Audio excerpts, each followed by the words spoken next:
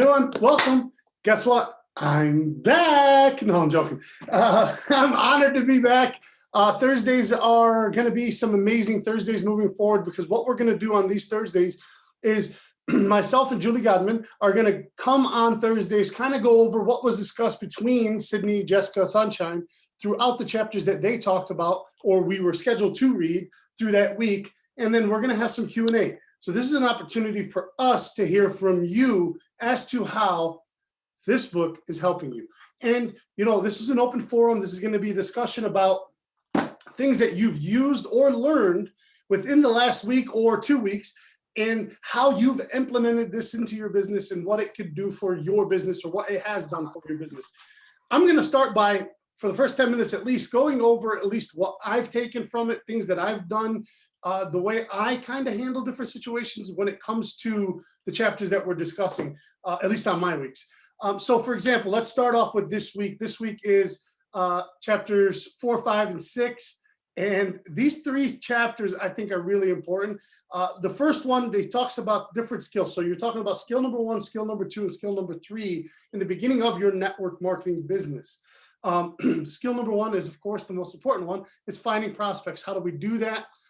Listen, my father a long time ago told me it's not what you know, it's who you know. Okay. And the more people that you know, the longer your reach is, the bigger your network is, the more things that you can accomplish. And if you know me, I know everybody. And I made it a point to know everybody because of that, those few words of advice my father gave me a long time ago. Now, my father wasn't an educated guy. He came over from this country with nothing, made himself somebody.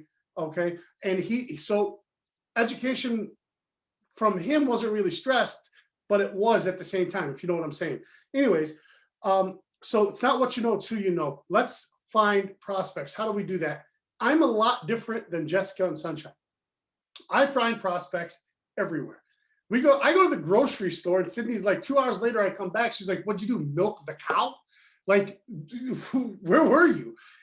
For me, it was, I look for an opening with anybody I meet in any situation to befriend them, build a reputation, build a rapport with them, build a connection with them that I can later on, and this sounds bad, but later on leverage either to help them in any which way I can, or for them to help me in any which way I need.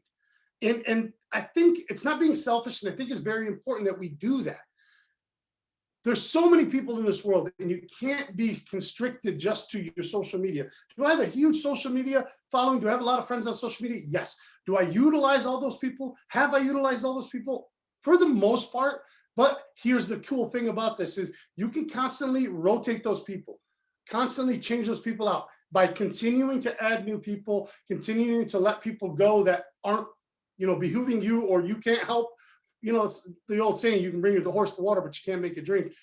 There's people out there that are part of your list now that you have to start to discount. But the most important thing is to make that list, right? Everybody goes on that list. The first list you make, everybody goes on the list, even if it's somebody that you believe isn't interested or isn't going to be interested in your product, service, or whatever you're doing. The key thing is to leverage those people and leverage their networks to see if they might know somebody. 9 times out of 10, when you come up to somebody and you tell them, hey, listen, I have something that I'm doing. I know you're not interested, but do you know somebody who is? Or do you know somebody who can use this? They're going to ask more questions, because as humans, we're curious and we want to know what's what, right? So these are different ways that you can leverage people and attract your network and get into your network, and then use those lists. The second skill is going to be, I have all these notes written down. Help me out, somebody. What's the skill number 2? Right here. Inviting prospects and understanding your product and opportunity. Here's the thing, guys. Nobody's going to talk to you if you're not passionate about what you're doing. If you don't have some conviction in your voice about what you're doing, either whether it be a product or a service, people are not really going to pay attention to you. One thing that I've learned over the years, it's called inflection, voice inflection. So making your voice go up and down in different scenarios or during different words and sentences helps you deliver a much better, cleaner, and even more passionate pitch, or even just like people love being, it's electric. They love being around people that are positive or people that are really exciting. Like I'll give you an example, LaShawn. I love being around LaShawn because she's always like, "Pow," in your face, like, what's up? You know what I mean? There is no like, I don't think her and actually Jason. Jason's too. Like he'll come in quiet and then he'll hit you at the end with some big passion, full wholeheartedness that you can't help but be attracted to him and want to spend time with him or want to talk to him about something. You know what I'm saying? Or listen to what he has to say. These are different things that I've done. I've learned and I've done, especially because of this book. Let me see. What else do I got here? Give your prospects or your people, the people that you're talking to, you want to give them correct information. Do me a favor, guys. Go into your product and service, understand what it is, how it works. You don't have to be an expert yet. The goal is to become the expert, right? That's what Eric says. He wants to become the expert in the field. But at least know a little bit of what you're talking about. Know your product, know your service so that you can answer vague questions. And then, if need be, use the resources and the tools in your toolbox or your backpack or whatever you want to call it to help further those questions and even bring on one of the experts in your field or somebody that you, maybe it's an upline or a downline or a sideline, whoever it may be, somebody who's maybe well-versed than you are. And Jessica gave a perfect example. One of her uplines gave this amazing call and she recorded it and then she wrote it down and then she re-recorded it. She recorded it herself. These are the best ways for you to learn. I didn't know nothing about network marketing when I first started. I did have passion. I did believe in the product I was selling, but not only that, I had somebody like Jessica, an upline that I can revert to. And the more and more I got her on these calls or used her on a Zoom or whatever it was that we were using to communicate with my new prospect, it helped me because I was muted and listening. It helped me really start to become better versed at what to say and answer questions. And if you're smart, you'll sit down with a notepad and take notes as to, oh, this person asked this question, this is the answer to it. So next time, if somebody asks me this question, I have it in my arsenal. You know what I'm saying? So those are a couple of great things as far as skill number 2. Passion, passion, passion. You know, I'm all about being passionate. If you know me, if you know the product that I sell, you can't take the product without being passionate. A lot of you do the same. So be passionate, bring that passion, but don't bring it in a narcissistic way.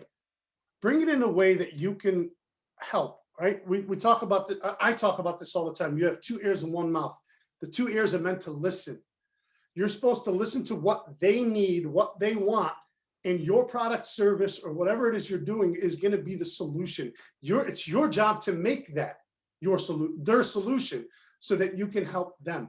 Be sincere about it and be wholehearted and listen to what they're saying so that you can leverage that and understand how you can help them in any which way, shape, or form, whether it be financially, whether it be physically and financially with a product and opportunity. Another thing that I like to talk about is detaching your emotions. Sydney uses this example all the time. If you're a waiter and you come up to the table and you ask a table if they want dessert and they say no, you're not going to go cry in the corner, right? Another good analogy is if you're at a baseball game and you're walking around with this big old pack of gum and you're asking people, would you like some gum? Would you like some gum? Some people are going to say yes and take it. Some people are going to say no. No doesn't mean that they don't like gum or they don't want gum. They don't need gum, because God knows some people do. But it's also not right now. Maybe they're having a beer and they don't want gum. Or maybe they're eating some snacks or something. They don't want gum right now. It's okay. Don't beat yourself up because somebody tells you no. And not only that, even if somebody does tell you no, no means not right now. Right? And we've done this 101 times over. And you can ask Sydney, you can ask Jessica. People have watched us, said no to us every single month, solid for 17 months. And guess what? On the 18th month, because we asked again, they were ready. Okay. So no means not right now, in my opinion. And detaching the emotion of it, it beats you up and it serves no purpose. It doesn't serve you at all. So let it go. There's so many people out there to meet, and there's so many people that you can talk to. And then, the third skill really goes back to practicing your story and understanding, how your story can help somebody. For me, this is very important. I've been able, it's been 5 years since I've started network marketing. And I'll tell you right now, the first time I've ever told my story, it was clunky and it was kind of boring. As excited as I was, and as exciting as I am, believe it or not, it was kind of boring and it was lame. But as I've matured and as I've told my story over and over and over and over and over again, I mean, I can give you my full story in 3 minutes or less. I can give you that elevator pitch. And here's the thing, your story is going to change depending on who you're sitting in front of or who you're talking to. You have to listen to understand what they're looking for, right? Or what problems they have, and then leverage your story to solve that problem. So if I'm talking to Julie about, I don't, there's not a lot of similarities to me and Julie, except that maybe we like to hang out and have fun all the time. But I mean, she's a mom, she's a woman, I'm a guy, I'm a dad.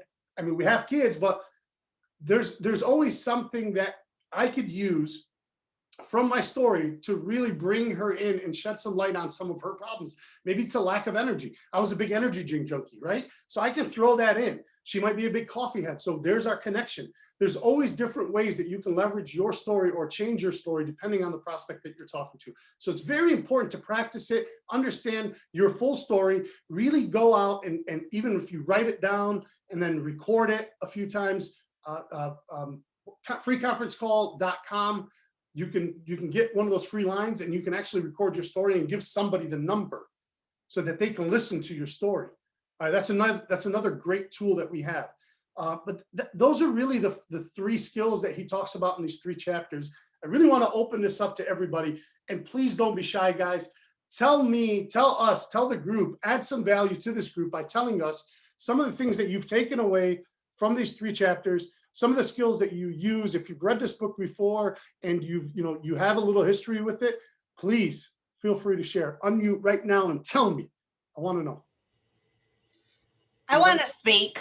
When you said, voice inflection and things like that, I personally, through all my years of sales, think that your posture also, for instance, like if you were sitting back like this, telling your story in your voice, but you're up and you're going like this, people can they pay attention to what you're saying. And also, I have trained some people before in my 9-to-5 type industry. If they can hear it's all about them and not about, or all about you and not about them, then it makes a difference. So you're not going to get that sale. Make sure you're watching their cues too, their body language. You're 100% right, because here's the thing, believe it or not, a lot of people, I have friends that work for Quicken Loans here in Michigan, and a lot of their trainings say, get out of your chair, stand up while you're talking to people. Some of the best recordings that I have are me pacing and walking around, because when you're moving and blood is flowing, you get excited. Like I see Mary Green, she's always laughing at me because I talk with my hands and I'm moving, I'm all over the place. I'm doing this and that and that. That energy, that excitement, it comes out in your voice. If somebody slouched over, and we talk about this all the time, who are you going to buy a product from? Oh, you should really try my product. It's absolutely great. It's done wonderful things for me. No, you have to try this product. Everybody needs this product. It has absolutely changed my life. Who are you going to buy from? These things are very important when we talk about the skill of practicing your story and understanding how to deliver it in a manner that not only excites you, but excites the person you're talking to, that gives them that edge and gives you that edge to give them the opportunity to really come in and try the product. In step 2, in skill 2, he does have 8 different steps that he takes to really get a prospect to check out your tool, introduce them to the product, so on and so forth. These are all great steps. We can go over them again, but I think it's been done to death, and all the ladies did a phenomenal job covering them. Does anybody have or use these 8 steps to lock in a potential? And if you do, please raise your hand and give us an example or unmute. Come on, guys. I know I love to talk, but I'm not talking the whole time. Well, Sean, I'm surprised you haven't unmuted yet. You're doing so well. You're doing so well. Why do I need to unmute to tell you? Well, because this is an open forum, I really want to hear from you guys. Okay, I think we all, and here's the thing, each and every one of us has a lesson to teach somebody else. Not one of us is better than anybody. We've just had more experience or been around a little bit longer. Doesn't mean that somebody like me who's been doing this for 5 years and has been blessed enough to be successful cannot learn from somebody who's new, who's never done this before. There's perspective.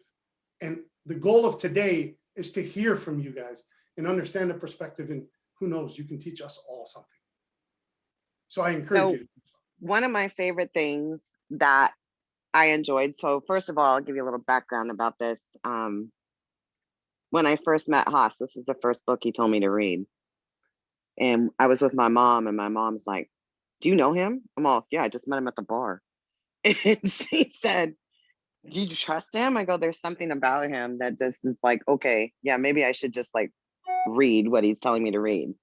He seems like he knows what he's doing, right?" But he has the same skills that I do. We both talk to everybody. We both engage in conversation with everybody. It doesn't matter. But that's just a trait that I've had since I was a kid. Basically, I got moved around in every single classroom I was in because they're like, "Shut up, LaShawn, shut up." But you have to use whatever tool, whatever skill that you have to engage with people. And if you do not engage with people, even if it's to tell somebody your shoes are cute, or even it's to say to somebody, "Hey, I like that shirt. Where did you get that shirt?" Those are all tools to interact with somebody. When you interact with somebody, they'll start talking. They will talk to you whether they want to talk to you or not. It's just a natural reaction for a lot of people just to answer back. So when they do, they're going to tell you a pain point. They're going to tell you something. That's when the invitation comes. Yes, I do a lot of events. Yes, we do a customer appreciation. There are lots of people the day of I will invite to our customer appreciation, and they pop in and they show up. So you have to use the tools that are out there. The main one is basically somebody's going to give you a pressure point. Our job is to shut our mouths and listen. And a lot of the times we like to talk too much. But when that person starts interacting with you, that's when you need to step back and listen, because they're going to give you something that you can utilize every single time. That's what I've learned. 100% truth. Because here's the thing. If I was to walk up to you, if you've never met me before, and I was to walk up to you and ask you and say hi, and you were to respond, say hi, and the next question I would ask you is, how are you doing? Human nature.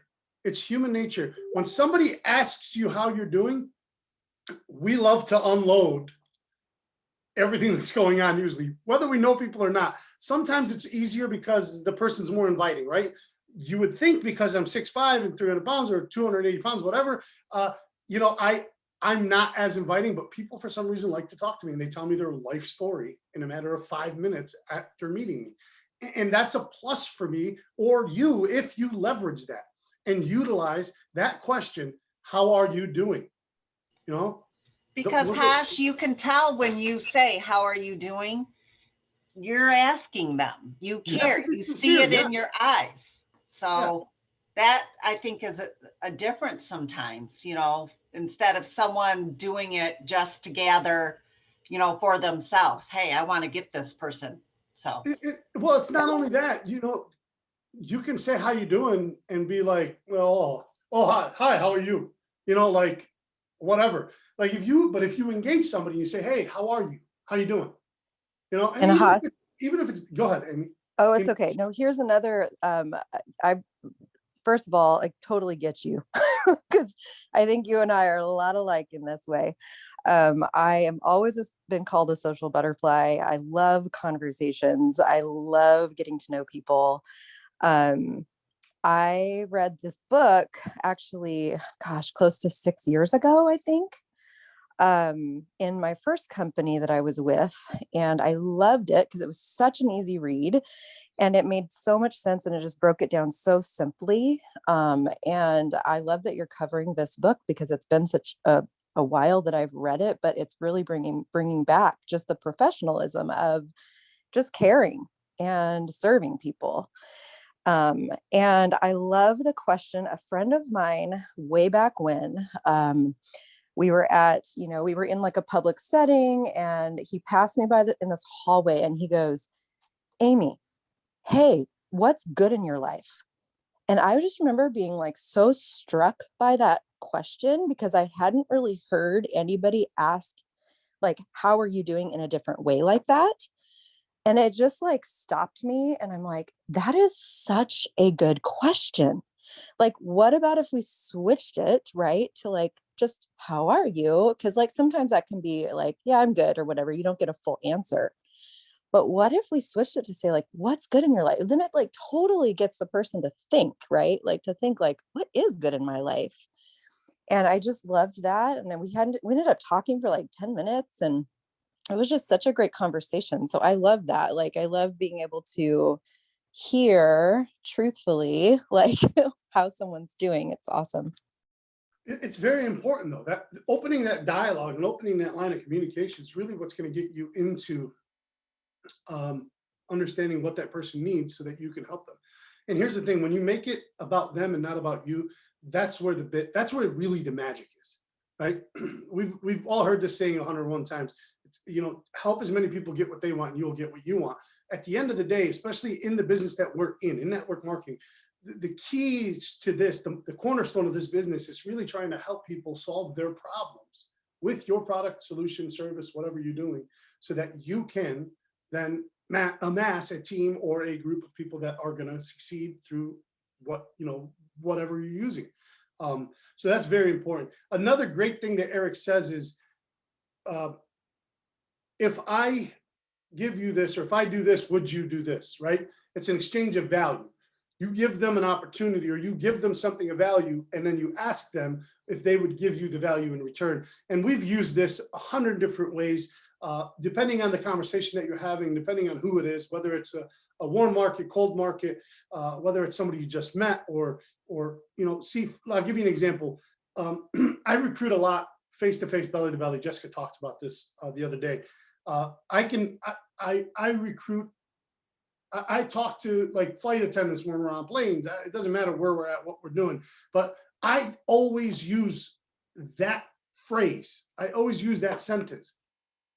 After understanding what their problem is, or what they're needing, or whatever the situation is that they're going through, I will ask them, if I give you this product to try, or if I give you some information about the product that I'm using, that's giving me this energy, making me 5:30 in the morning catching a flight and feeling absolutely fantastic when everybody's dragging their butts to their seats in the airplane and I'm doing cartwheels down the aisle. No, I'm not, but that would be funny.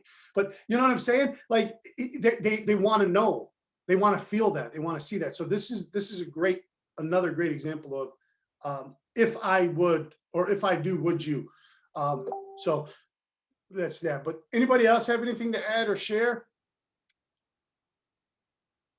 Come on, people. You guys are very, Mary, don't make me call on you. Give me an example of something that you've used or something that's worked for you. Even the 8 steps in regards to setting up these 3-way calls with people that so I really only like felt really aligned with when he was like calling like people like posers and stuff like that. I was like, ooh, he's just calling people out. I mean, to be honest, when I listen to these, I do audibles. I like books, but I tend to highlight and do all that stuff. And my free time to listen is in the morning. So I jump on these calls. And then when I'm doing my makeup before LaShawn tries to call me, I'm trying to listen to these books. And so I'll get like maybe 10 minutes and I'll get just like a little bit. And then I'm very squirrel-like, so I'll just refocus to something else. But I really aligned with the poser part, because there are people that I see and I'm like, okay, like stay engaged, come on, stay consistent. And then they tend to fall off. You call me, okay, LaShawn. It's not always like that. But the book is really good. And LaShawn told me about it a while ago and I was like, okay. And ever since, like, I've been literally yanked by LaShawn. I've read so many books and it is helpful. Like, even just being on these calls is helpful, because I'm like, you have to stay engaged, you have to build relationships, and relationships have always been easy for me. Yeah, I think I channeled an inner Haas when I was taking an exam, and LaShawn knows the story, but we don't need to do story time on here. It's too much. I was like extra and like very loud and animated like you, because it makes me laugh because I'm like, oh my God, I get like that sometimes where I'm like in people's face. But I was way extra with this random guy who was screening me for a test exam I had to take for my career goals. And I think I like startled him because he was like, Just, sorry. I know that face. I've seen it multiple times. And if we were to go back to that, you know, Eric is a very blunt, raw person. Thank you, Mary, for that. Everybody's he's a very blunt, raw person. And I'll be honest with you, when I first started this, like I said, I knew nothing about this type of business. And I was a total poser, right? Until I really understood by watching other leaders and other people, especially somebody like Jessica, who's directly connected to me, and watching her success rapidly. I went from literally in one, I'd say it took me about a week and a half, right? And then I also saw results within my company because I achieved a couple of bonuses early on. But I went from poser to amateur and wanting to learn and understand how to really harness this and work it out and make it better. And I think that I can remember exactly when I went pro is when Jess introduced me to this book and this amazing dude who we are blessed to be friends with. And because of the relationship, it's constant learning. We're constantly developing ourselves and making ourselves better. Sydney and I were privileged to speak on one of their Eric's and Marina's stage for a power couple panel. And being able to learn from them and learn from all the people that are associated with them really helps you, after reading this book, become a professional and understand the profession itself, and really focuses you on, your goals to become a real business owner. Because at the end of the day, this is your business to do with as you please, and you can succeed in it. And if you go, BJ, you look like you were going to say something. BK, sorry, you look like you were going to say something. No, anyways, at the end of chapter 3, if you listen to his speech that he did on stage after talking to the CEO of his company, you know, when I listened to that speech, I heard a lot of the things that I thought about when I decided to go pro. A lot of you probably don't know this. The reason I left my job at Ford Motor Company was because we were successful in this, in network marketing. But the main catalyst to that was because for 35 years, I watched my father work at Ford Motor Company, give us a life, but he missed our life. He literally missed our life to give us a life. And I didn't want to, and I don't want to say it's a vicious cycle, because I love my father, God rest his soul, and he worked his butt off to give us everything that we had. But the problem is we went from a society of business owners and people who own their own businesses, we're proud to now being, instead of being independent, being dependent on big companies and these jobs that we get. And for me, understanding the difference and really not wanting to miss my son's life to be able to give him a life was really the biggest catalyst, besides the success that we had in network marketing, if that makes sense to you guys. So I'm not telling people to go quit their jobs by any means. If you're passionate about what you do, definitely you guys can own this, and you know, you can do what you do, and it can bring you the satisfaction and the gratitude of your career, right? But I know we all have bigger dreams and we all want to do more, or we have a goal set out for our families that we want to achieve. Network marketing doesn't have to be your main focus, but it could be something that you can attach yourself to give you those added dreams, the bonuses, the things that you know, the goals that you have for your family and for your life, and giving you that future that you desire. So, Haas, can I say one more thing?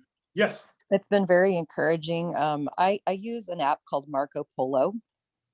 I don't know if any of you guys know about that app, but that app is great. I have reconnected face to face with a lot of people who have been, I've they've been watching me over the past 2 years in this particular, my journey. And I just yesterday had a friend Marco Polo me. It's basically like a video text message chat back and forth.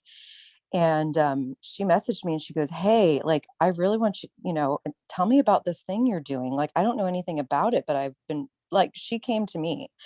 And that's happening more and more the more I kind of detach, like you said, detach yourself from the outcome. Like, I'm just watching people come to me now, and it's been 2 years. So just, or almost three actually. So just, I've been really encouraged by that. I've been seeing that more and more. Good, good, good. And it's not just, we got like, it's 9 o'clock, but it's one last thing. It's not just detaching yourself from the outcome. It's also putting yourself out there to be seen, making yourself visible.